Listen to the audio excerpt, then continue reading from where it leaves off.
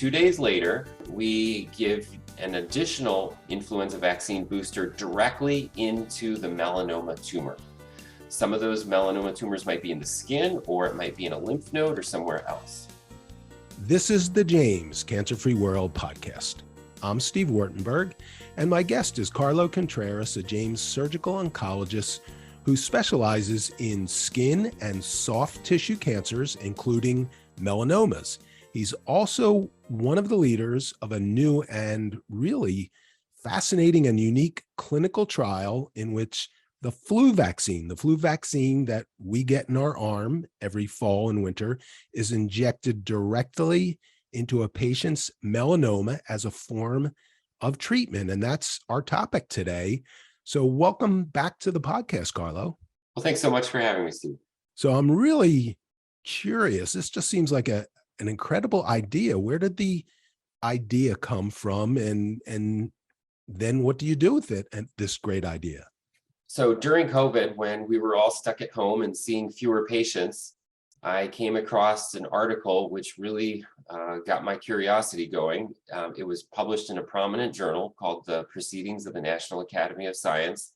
And they did a variety of laboratory experiments which used influenza virus and influenza vaccine to fine-tune the immune system to see if they could get the immune system to better able to recognize and to kill off melanoma cells.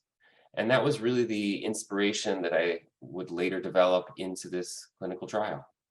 Wow. So that brings up a couple points. So I had never thought of the flu vaccine as immunotherapy, but I guess it is, right? Well, this notion really dates back over 100 years, where there was a very prominent surgeon that actually would inject, he noticed that children who had a bacterial infection, a bacterial skin infection, who also had cancer, would often have shrinkage of their tumor. And over time, and seeing multiple children with infections, with some with infections and some just with the cancer itself, noticed an association. And he thought to himself that maybe the infection, this bacterial infection, might have something to do with how the tumor was shrinking away. And at that time, he did a series of treatments, I guess you could say, because it really wasn't a study at that point. He was doing treatments where he would meaningfully inject tumors in children and adults and see which ones would shrink and which ones would not shrink. It was interesting because when he would inject these tumors with these mixtures of bacteria, the patients would obviously get sick. They would get sick with an infection type symptoms, fevers, chills, muscle aches, skin redness around the injection site. And it was very interesting because he noticed that many of these tumors would completely shrink away. And he kept meticulous records of these patients. And there were some patients which he continued to follow out for over 20 years after he injected them, which back at that time was unheard of. And so that was one of the very first inclinations that there might be a linkage between how the body reacts to an infection and how the body is able to deal with cancer. And since then, we've always known that there was some type of association, and we've been looking for ways that we could further enhance that and bring that back to the bedside. So the way he did his research back then probably wouldn't be how you do it today, where you just randomly inject people hoping for something. That's not quite the scientific method that you use now. Absolutely. So that was during a time before we had strict regulations about safety and ethics. And clearly in everything that we do now, whether it's in the setting of routine care or whether in the setting of a clinical trial, the safety in the patient and how we ethically are dealing with a patient is first and foremost. Right. And all of our studies now have to pass through a very rigorous process through a number of regulatory bodies here at the Ohio State University with the James Cancer Hospital, and in the situation of trials that deal with new medications or medications that are being given in a new way, we often have to get the FDA involved on a federal level. And so this trial, as well as all the other clinical trials that we offer at the James, must pass through that very stringent regulatory process, because above all, we want to make sure that our clinical trials are safe and that patients are always able to get the standard of care plus something extra that might be even better than the standard of care, but never less than the standard of care. Right. Okay, good. I'm glad you explained that. But now let's hear how you read something in the scientific journal that the flu vaccine might have some application, and go through those steps of just how you take an idea and turn it into a clinical trial. Right.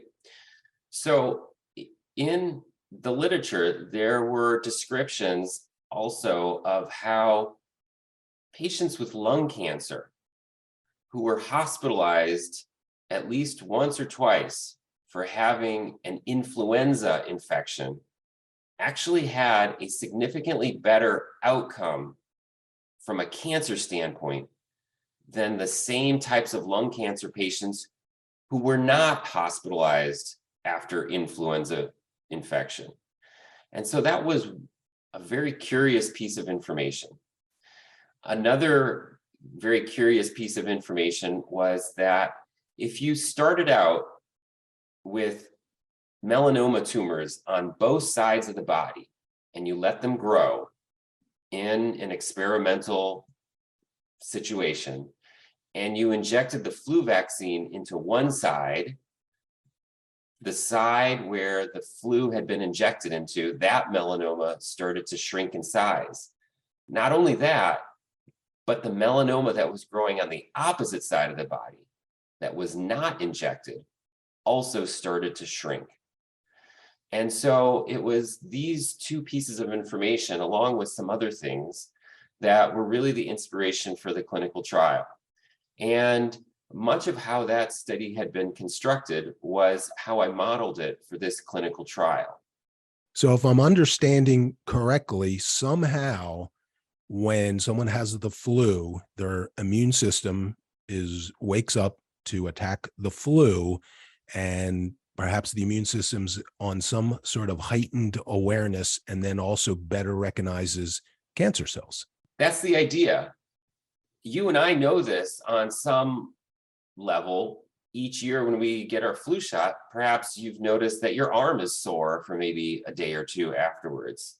That is the sort of low-level stimulation of the immune system that we are hoping to harness in this clinical trial and put to a meaningful use in our patients with melanoma.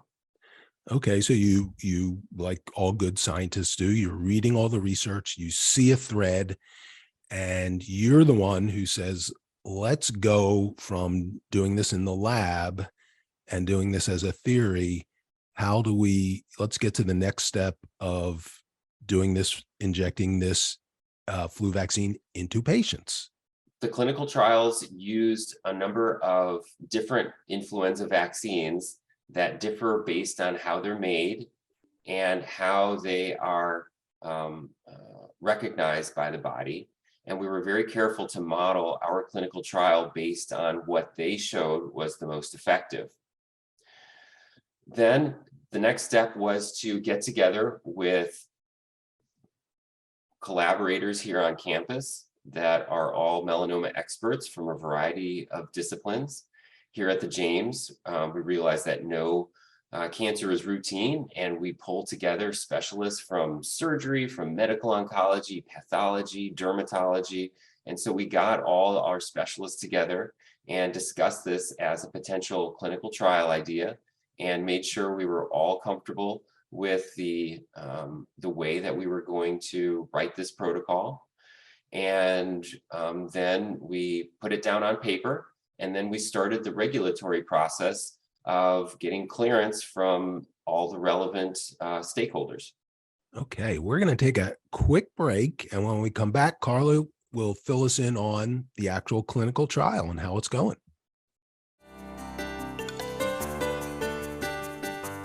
In today's world, misinformation abounds. But at the Ohio State Health and Discovery website, we're addressing today's most relevant health, wellness, science, and research topics, all from the Ohio State experts you can trust. We're tapping into physicians, scientists, and thought leaders across our medical center and health sciences colleges to give you the deeper story behind the headlines and the truth about the topics affecting the health of individuals, society, and the world. Visit health.osu.edu today. We're back with Carlo Contreras, and we're talking about a really new and interesting clinical trial in which the flu vaccine is injected directly into a patient's melanoma. And Carlo, I was thinking that every year the flu vaccine is just a little bit different for the difference in the variants. How is that impacting you? You're right. There is variation from year to year about how the flu vaccine is administered. And those are pretty subtle differences based on which variants arise around the world and which are thought to be the most relevant variants that are going to protect us from influenza. But in terms of this clinical trial, that's actually not so important. Instead, what we're hoping to trigger is just a generalized immune system reaction to the influenza vaccine that's injected directly into the tumor. There is no reason to think that an influenza vaccine is going to have any direct relationship to melanoma. Instead, we're just putting the entire immune system on high alert so that the immune system is going to be better able to recognize any foreign cell in the body as being bad. And in this situation, the foreign bad cell are the melanoma cells. And so what this clinical trial does is first we give an influenza vaccine injection into the arm, just like you get every single year as part of your vaccine booster. So that part is the same as what you get every year. Then what's different is 2 days later, then we give an additional vaccine, influenza vaccine booster directly into the melanoma tumor. Some of those melanoma tumors might be in the skin, or it might be in a lymph node or somewhere else. And we repeat the doses that go directly into the melanoma tumors twice. Patients who have early stage melanoma, who are candidates for an operation, then have their operation where that melanoma is removed, and we can examine it under the microscope to see how much melanoma is left behind. In patients who have more advanced melanoma, those patients, instead of getting surgery, are getting a combination of other immunotherapy plus the influenza vaccine directly into the tumors. And so we really have those two groups because we want to understand how might the influenza vaccine help patients with early stage melanoma that can be removed by surgery?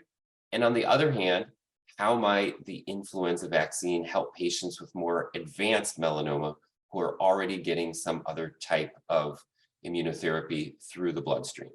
Okay, so in the last time you podcasted with us, you explained that early stage melanoma is almost always you're able to get it all with surgery. The later stages is when it metastasizes and goes to other parts of the body. So in both cases, this flu vaccine can be a new tool, an additional tool in what you're already doing. Right, yeah. So it's used to kind of back up, to augment, to further enhance what we're already doing.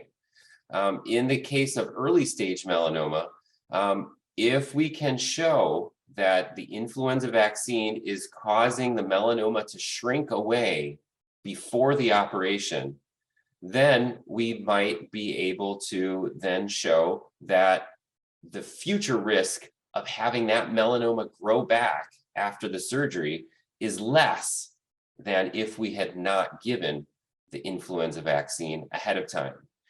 And in that way, it could be a way that we could make our operation even more effective by simply giving an influenza vaccine ahead of time.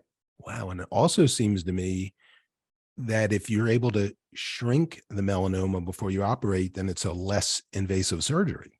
That's not one of the primary goals of this study. It's not really constructed to show that, but you're right. That could be a future avenue of research that if we're successful in this trial, we could expand to specifically answer that question.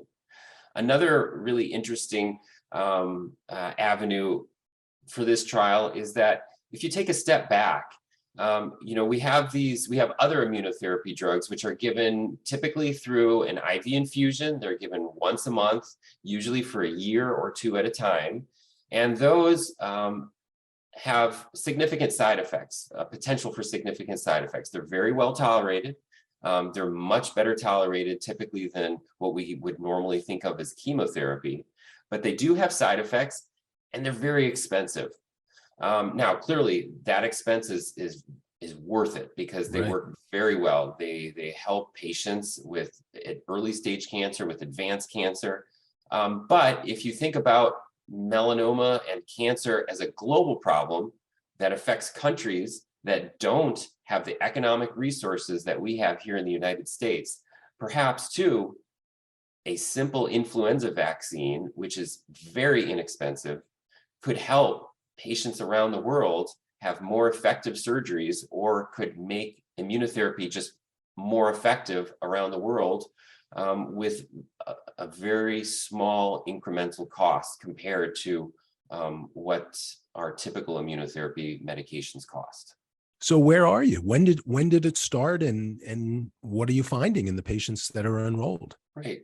So we started enrolling several months ago, and we have several patients that have already been enrolled and have received their influenza vaccines. Some are in the early stage group and have gone on to have their operation, and others are in the more advanced group and continue to get their influenza vaccine shots along with their immunotherapy treatment. And again, as part of that strict regulatory process, it's not appropriate for us to really comment on our early findings because we certainly don't want to inappropriately represent about what may be happening so far. If you have a few really favorable patients, you don't want to overgeneralize and misrepresent the true nature of what's going on. So as is the case with all clinical trials, we need to wait for all the results to come in so that we can have a careful and thoughtful analysis.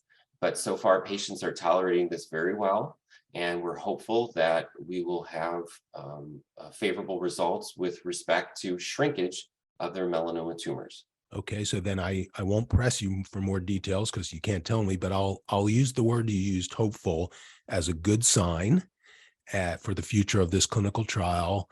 And sort of let's talk about the future. And again, if whatever you can say, if this works, what are the implications? You talked a little bit about how worldwide it's such a cheaper and easier way to at least start treatment for people.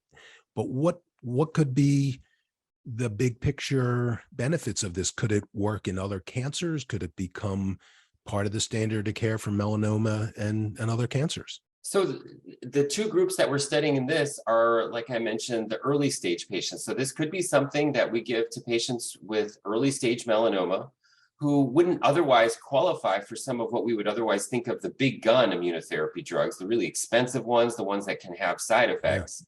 We could add this very inexpensive influenza vaccine that has virtually no side effects in most patients, and decrease their recurrence risk by some small amount. Or we could give it to patients who have more advanced melanoma and actually make our current immunotherapy drugs even better by enhancing the immune system to a greater degree. That is what we're hopeful in the melanoma space. But you're right, this could certainly have broad implications beyond just melanoma. I mentioned to you the history of the surgeon who was testing bacterial infection injections into tumors, and he studied a variety of different cancers. And so we already know that immunotherapy is being used with a variety of cancers today in 2022. And so there are many opportunities to really figure out what's going on a molecular basis with this trial to see if we could replicate that with other types of cancers. You can also, the other avenue to take this is also to try different vaccines. Since this is a non-specific triggering of the immune system, there are certainly other vaccines that could accomplish the same thing, maybe even to a greater degree. One thought is perhaps even using the COVID-19 vaccine.